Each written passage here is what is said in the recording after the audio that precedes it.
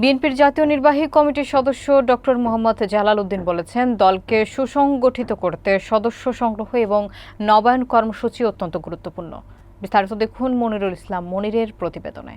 তিনি নেতাকর্মীদের উদ্দেশ্যে বলেন, আমাদের সর্বদা সতর্ক থাকতে হবে, তারা যেন সুশৃঙ্খল দেশটাকে আবারও বিশৃঙ্খল সৃষ্টি করতে না পারে।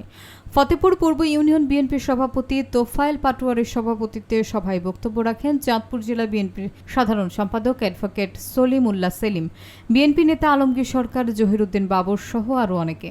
এ সময় বিএনপি এবং অঙ্গ সহযোগী সংগঠনের নেতাকর্মীরা উপস্থিত ছিলেন।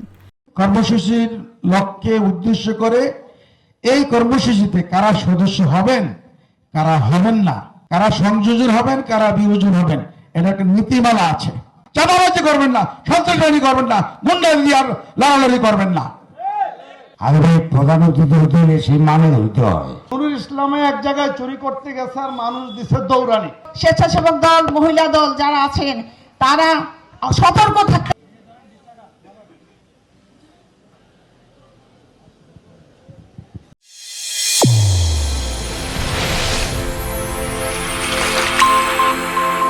চ্যানেল A1 হৃদয়ের স্পন্দন।